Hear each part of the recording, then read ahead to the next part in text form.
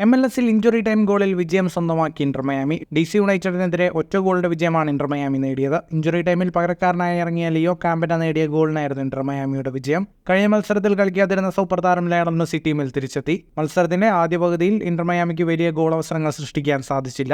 ഇടതുകാലിന് പരിക്കേറ്റ ഒരു മത്സരത്തിൽ നിന്ന് വിട്ടുനിന്ന മെസ്സിക്ക് ആദ്യ പകുതിയിൽ 2 ഫ്രീ കിക്കുകൾ നഷ്ടമായി. രണ്ടാം പകുതിയിൽ മറ്റൊരു ഫ്രീ കിക്കും നഷ്ടമായി. ആദ്യ പകുതിയിൽ DC യുണൈറ്റഡിന് ഗോൾ നേടാൻ അവസരം കിട്ടിയിരുന്നു.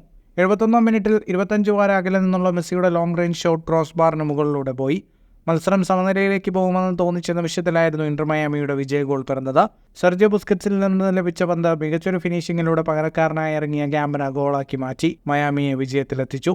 വിജയത്തോടെ 15 കളികളിൽ 31 പോയിന്റുമായി ഇന്റർ മയാമി MLS ഈസ്റ്റേൺ കോൺഫറൻസിൽ 1-ാം സ്ഥാനം തിരിച്ചുപിടിച്ചു. കോപ്പ അമേരിക്കയ്ക്കുള്ള അർജന്റീന ദേശീയ ടീമിൽ ചേരുന്നതിന് മുമ്പ് Messi Vancouver Whitecap, Atlanta United, Saint Louis City എന്നിവർക്കെതിരെയും കളിക്കും. ഫുട്ബോൾ ലോകത്തെ കൂടുതൽ വാർത്തകൾക്കും വിശേഷങ്ങൾക്കുമായി സ്പോർട്സ് കഫേ ഇപ്പോൾ തന്നെ സബ്സ്ക്രൈബ് ചെയ്യും.